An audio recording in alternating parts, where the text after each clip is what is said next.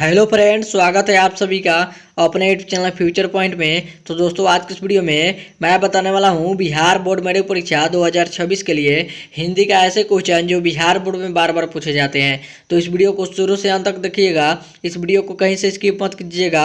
और यदि दोस्तों अगर आप इस चैनल पर नए हैं, चैनल को सब्सक्राइब कर लीजिएगा और वीडियो को लाइक जरूर कीजिएगा। तो चलिए स्टार्ट करते हैं आज का वीडियो। तो दोस्तों, यहाँ पे आपका पहला नंबर प्रश्न है, मेघदूत का जर्मन में अनुवाद किसने किया।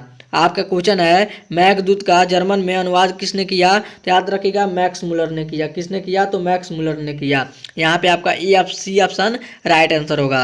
चलिए आगे चलते हैं अगला प्रश्न को। तो दोस्तों, यहाँ पे आपका अगला प्रश्न है, हमारी नींद कविता कहाँ से ली गई है। आपका क्वेश्चन है, हमारी नींद कविता कहाँ से ली गई है। तो याद रखिएगा, कहाँ से ली गई है। तो याद रखिएगा, दुष्वक्र में सौराष्ट्र से ली गई है। कहाँ से ली गई है? तो दुष्वक्र में सौराष्ट्र से ली गई है। यहाँ पे आपका सी ऑप्शन राइट आंसर होगा। चलिए अगला प्रश्न की ओर चलते हैं। तो दोस्तों, यहाँ पे आपका अगला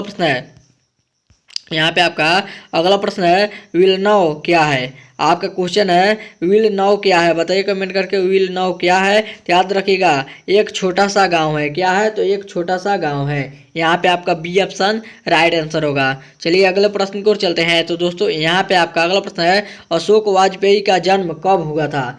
आपका क्वेश्चन है, अशोक वाजपेयी का जन्म कब हुआ था। तो याद रखिएगा, 16 जनवरी 1941 ईस्वी में हुआ था। कब हुआ था? तो 16 जनवरी 1941 ईस्वी में हुआ था। यहाँ पे आपका ई ऑप्शन राइट आंसर होगा। चलिए अगला प्रश्न की ओर चलते हैं। तो दोस्तों, यहाँ पे आपका अगला प्रश्न है, बिरजू महाराज किस शैली के नर्तक है। आपका क्वेश्चन है, बिरजू महाराज किस शैली के नर्तक है। तो याद रखिएगा, कथक शैली के नर्तक है।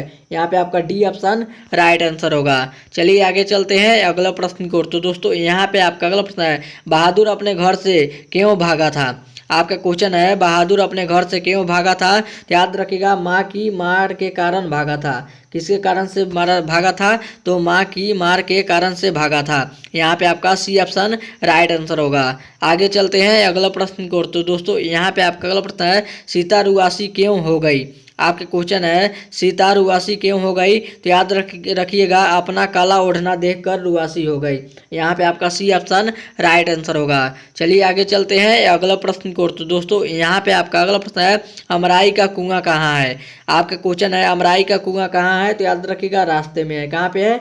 तो रास्ते में है। यहाँ पे आपका सी ऑप्शन राइट आंसर होगा। चलिए आगे चलते हैं अगला प्रश्न को। तो दोस्तों, यहाँ पे आपका अगला प्रश्न है, रसखान किस विषय में सिद्ध थे।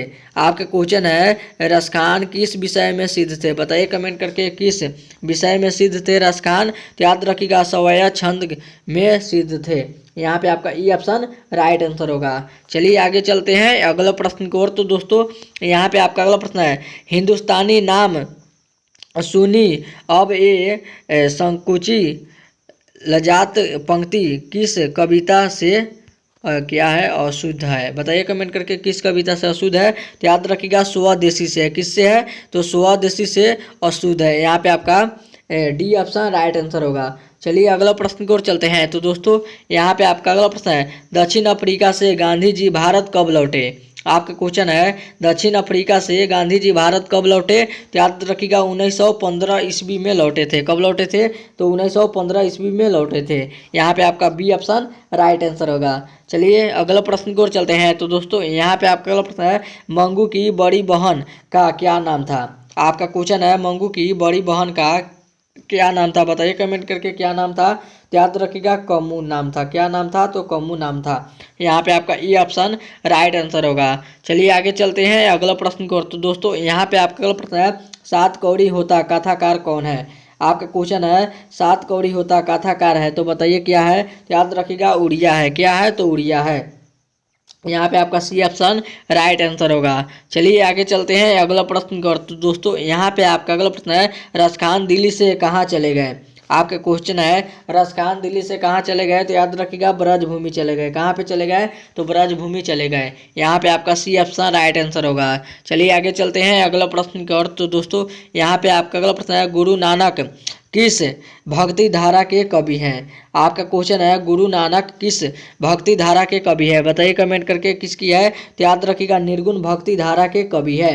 यहाँ पे आपका बी ऑप्शन राइट आंसर होगा। चलिए आगे चलते हैं अगला प्रश्न की ओर। तो दोस्तों यहाँ पे आपका अगला प्रश्न है, महात्मा गांधी के पिता का क्या नाम था। आपका क्वेश्चन है, महात्मा गांधी के पिता का क्या नाम था, बताइए कमेंट करके क्या नाम था। तो याद रखिएगा अमरचंद गांधी था। क्या था नाम, तो अमरचंद गांधी नाम था। यहाँ पे आपका डी ऑप्शन राइट आंसर होगा। चलिए आगे चलते हैं अगला प्रश्न की ओर। तो दोस्तों यहाँ पे आपका अगला प्रश्न है, दाह कोश किसकी रचना है। आपका क्वेश्चन है, दाह कोश किसकी रचना है। तो याद रखिएगा किसकी रचना है, तो यहाँ पे आपका सरपाद की रचना है। किसकी है, तो सरपाद की रचना है। यहाँ पे आपका ई ऑप्शन राइट आंसर होगा। चलिए आगे चलते हैं अगला प्रश्न की ओर। तो दोस्तों यहाँ पे आपका अगला प्रश्न है, जार शाही कहाँ थी, बताइए कमेंट करके जार शाही कहाँ थी। तो याद रखिएगा रूस में थी। कहाँ पे थी, तो रूस में थी। यहाँ पे आपका ई ऑप्शन राइट आंसर होगा। चलिए अगला प्रश्न की ओर चलते हैं। तो दोस्तों यहाँ पे आपका अगला प्रश्न है, बिरजू महाराज के चाचा का नाम क्या था। आपका क्वेश्चन है यहाँ पे, बिरजू महाराज के चाचा का नाम क्या था, बताइए कमेंट करके बिरजू महाराज के चाचा का नाम क्या था। तो याद रखिएगा शंभू महाराज था। क्या नाम था, तो शंभू महाराज था।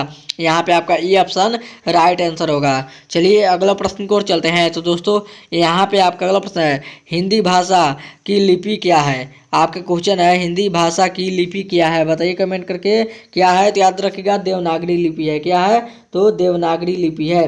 यहाँ पे आपका बी ऑप्शन राइट आंसर होगा। और ये था आपका वीडियो का लास्ट क्वेश्चन। अब वीडियो यहीं पे खत्म करते हैं। उम्मीद करते हैं यह वीडियो आप सभी को बहुत ही अच्छा लगा होगा। तो इस वीडियो में जाते जाते इस वीडियो को जरूर एक लाइक कर दीजिएगा और चैनल पर नया चैनल को सब्सक्राइब जरूर कीजिएगा। तब तक मिलते हैं अगला वीडियो में, तब तक bye bye, thank you for watching. मिलते हैं अगले वीडियो में।